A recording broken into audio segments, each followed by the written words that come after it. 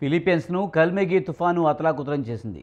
మధ్య ఫిలిప్పీన్స్ అంతటా కుండపోత వర్షాల కారణంగా ఆకస్మిక వరదలు, కొండ చర్యలు విరిగిపడడంతో 26 మందికి పైగా మరణించారు.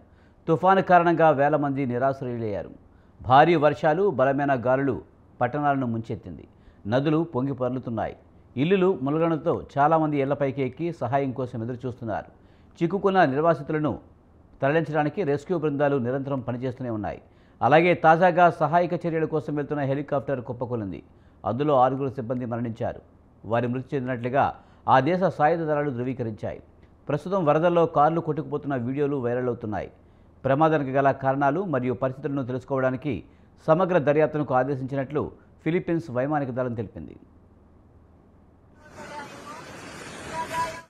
Klaro pang mga tumbler, oh.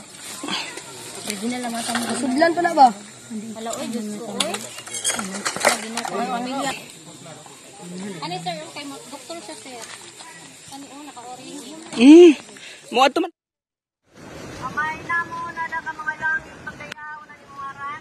Ika ni mo amla ni mo ginadian ni pasunod ni pagbuti na tunal suka na pagbigan sa langit.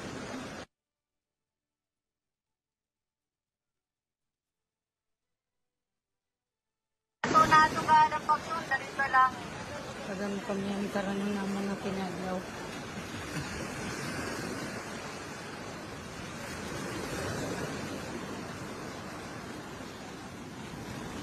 Maya ka Maria nga napuno kay Gracia, ginuwasyo sa lahi mo.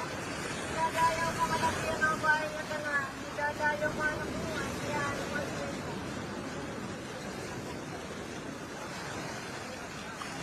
Maya sa mga imay ka na, kay sa Diyos, meron ko kanto. Amay na mo na ka mga langit, pagdayaw na ni mo aran. Ika ni mo amla ni mo ginadian, ni pasunod, ni pagbuti na tunal, suka na pagbigan sa langit.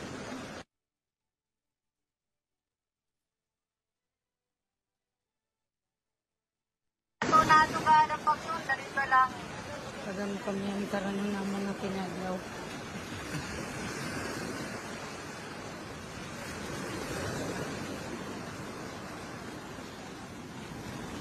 Maya ka Maria nga napuno kay Gracia.